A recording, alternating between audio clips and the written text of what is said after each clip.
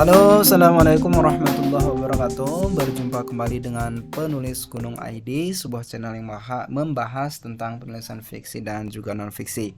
Dalam video kali ini, saya akan mengajak teman-teman semua untuk membahas bagaimana cara membuat sinopsis dalam novel. Nah, jika Anda sedang menulis novel dan tertarik untuk membuat sinopsis, baik itu untuk pembaca yang akan dicantumkan dalam sampul novelnya, ataupun untuk penerbit yang akan diajukan sebagai pengajuan proposal untuk menerbitkan novel. Nah, membuat sinopsisnya adalah hal yang penting. Nah, pertanyaan kemudian adalah bagaimana cara membuat sinopsis novel? Apa saja yang perlu diperhatikan? Apa saja yang perlu Anda racik supaya sinopsisnya benar-benar menjadi menarik? Nah, 10 tips ini nanti akan membuat proses menulis sinopsis novel menjadi lebih mudah untuk dilakukan, sekaligus juga menjadi lebih menarik. Nah, apa saja tipsnya? Mari kita lihat dari yang pertama.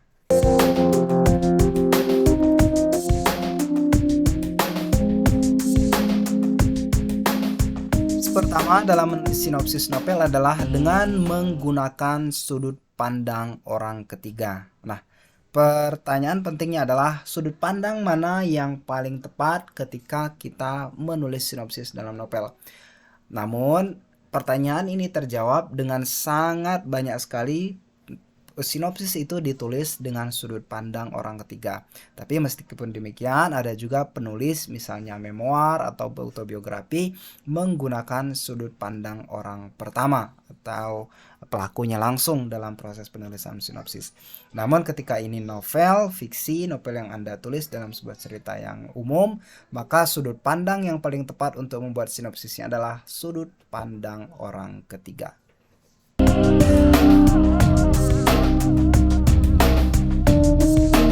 Kemudian tips yang kedua adalah dengan membuat sinopsis yang ringkas. Biasanya batasan yang paling umum dalam menulis sinopsis novel adalah 1000 kata. Nah, ini untuk penerbit, biasanya untuk penerbit.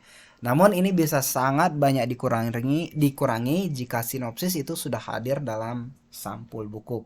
Jadi ketika ia ada di cover sebuah buku, di bagian belakang sebuah buku, maka ia akan menjadi sangat ringkas. Bisa cuma 200 kata, 250 kata, atau bahkan lebih kurang daripada itu.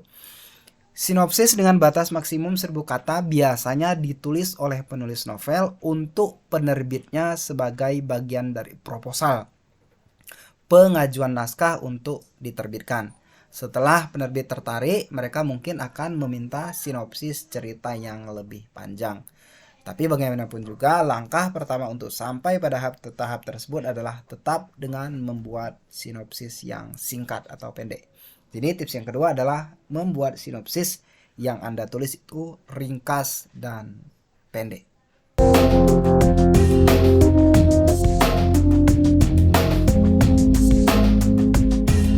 Selanjutnya, tips yang ketiga adalah dengan tidak takut memberikan bocoran plot cerita. Nah, Anda bisa meringkas hal ini dengan gaya yang paling menarik jika sinopsis Anda ditujukan kepada penerbit.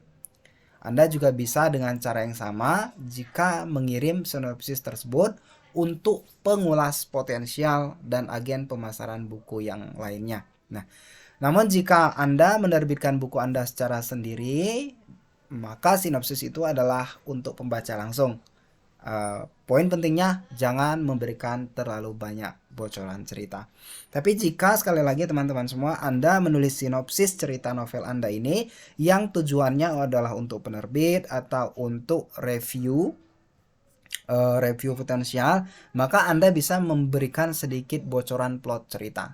Nah, untuk membuat mereka semakin tertarik. Tapi sekali lagi, jika sinopsis yang Anda tulis ini adalah ada di cover buku yang langsung berinteraksi dengan pembaca, maka jangan terlalu memberikan banyak bocoran plot cerita.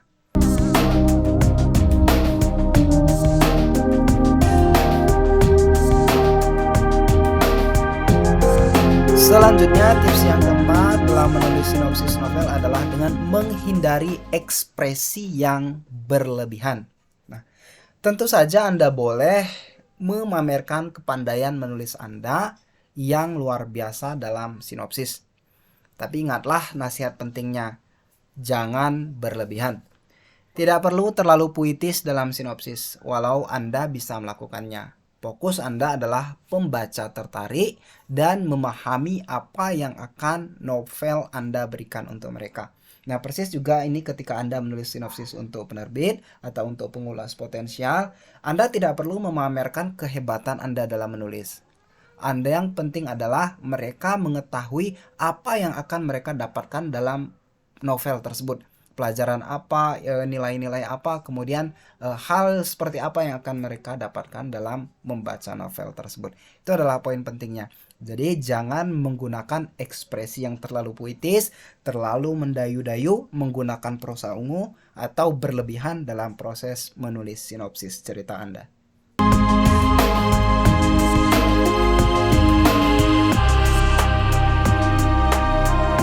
Selanjutnya, tips yang kelima adalah jangan membuat sinopsis cerita Anda dalam bentuk listicle. Nah, dalam bentuk daftar maksudnya. Jika Anda menulis sinopsis, ini artinya Anda tidak membuat sebuah daftar. Jadi jangan pernah membuatnya dalam bentuk listicle. Pertimbangkan untuk menulis cerita Anda itu, cerita sinopsis Anda itu seperti cerita yang mengalir. Seperti mengalirnya sungai itu. Ini adalah sinopsis novel yang merupakan sebuah cerita. Jadi, sajikan pula gambarannya dengan bentuk cerita, bukan dalam bentuk listicle. Jadi, jangan pernah menuliskan sinopsis Anda itu dalam bentuk daftar. Misalnya 1, 2, 3, 4, 5. Sinopsis cerita tidak bisa dilakukan seperti itu. Dia harus dalam bentuk prosa. Prosa yang mengalir seperti cerita. Dan karena dia bentuknya prosa, bagian dari cerita sendiri, Anda juga harus memperhatikan bagaimana membuat opening dalam sinopsis, bagaimana membuat paragraf pertamanya, yang intinya adalah orang yang Anda serahkan sinopsis, tujuan Anda menulis sinopsis tersebut dapat tercapai dan tertarik dengan sinopsis cerita dalam novel Anda tersebut.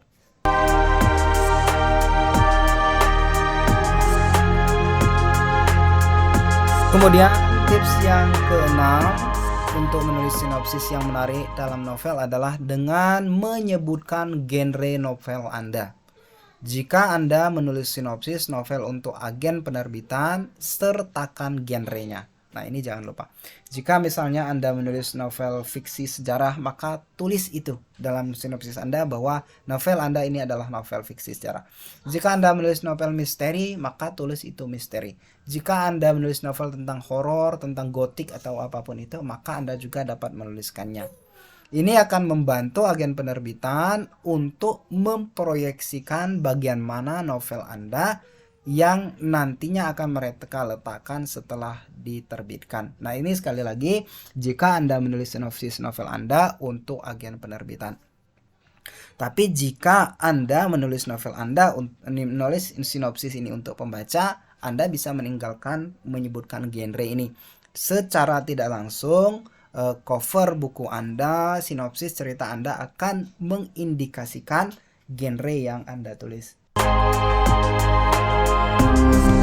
Kemudian tips yang ketujuh dalam menulis sinopsis adalah jangan terjebak pada detail. Nah, sinopsis adalah tentang mengambil poin terpenting, kemudian menghubungkan menjadi sebuah cerita yang mampu menghidupkan imajinasi pembaca berdasarkan perspektif mereka masing-masing. Jadi tidak perlu memberikan detail. Jadi ketika Anda menulis sinopsis, Anda tidak perlu memberikan detail yang terlalu rinci kepada pembaca. Jadi misalnya Anda menulis sebuah detail yang terlalu rinci, warna segala macam, Anda cukup menyebutkan saja inti dari itu, mengambil poin terpenting, kemudian menghubungkannya menjadi sebuah cerita yang mampu menghidupkan imajinasi pembaca.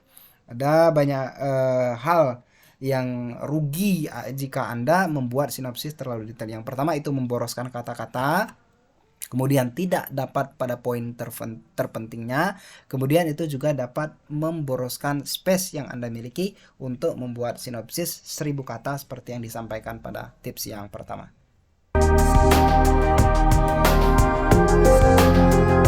Selanjutnya, tips yang ke-8 dalam menulis sinopsis adalah dengan menyertakan emosi dan perasaan. Maksudnya adalah dengan menunjukkan kepada pembaca ataupun agen penerbitan bahwa apa emosi yang akan mereka alami ketika membaca novel Anda nantinya. Nah, lukiskan pula bagaimana tokoh cerita berubah setelah berbagai plot penting dilewatinya. Jadi Anda membuat sebuah gambaran cerita secara ringkas di sini, busur karakter yang terjadi. Bagaimana misalnya tokoh cerita yang pendiam pada awal cerita, kemudian tumbuh menjadi seorang yang percaya diri, yang kuat, yang sukses pada akhir cerita.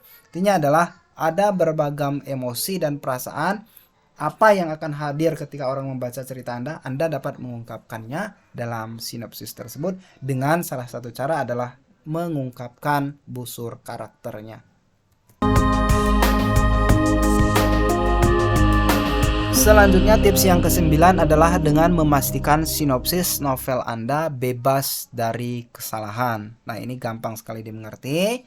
Dengan memastikan Anda memeriksa dan membaca ulang sinopsis novel yang Anda tulis secara berulang-ulang sebelum memutuskan untuk mengirimnya kepada penerbit atau mencetaknya untuk pembaca. Anda dapat melihat apakah di sana adalah kesalahan huruf, kesalahan tulis, salah ketik, kemudian tifo ataupun makna yang ambigu dan lain sebagainya. Pastikan Anda membaca sinopsis ini setidaknya 5 kali sebelum Anda mempublikasikannya, baik itu kepada agen penerbitan ataupun kepada pembaca secara langsung.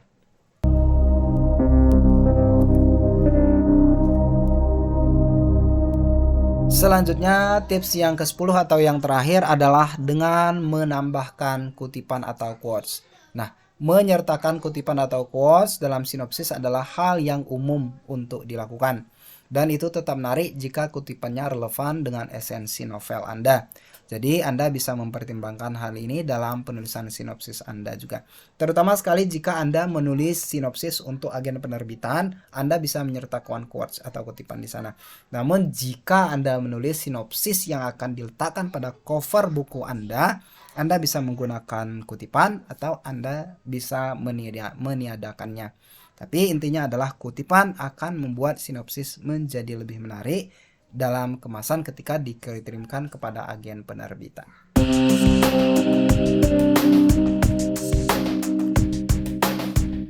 Baiklah, itu adalah 10 tips yang bisa Anda gunakan untuk menulis sinopsis novel Anda. Jika Anda mengalami kendala dalam proses penulisannya, jangan ragu untuk menghubungi kami di Penulis Gunung ID.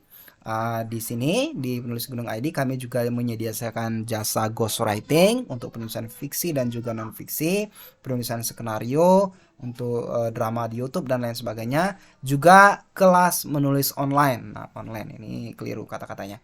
Kemudian ada juga bimbingan menulis FreePad. Jadi jangan ragu untuk menghubungi kami. Terima kasih banyak atas segala perhatian Anda. Selamat menulis, selamat berkarya. Assalamualaikum warahmatullahi wabarakatuh.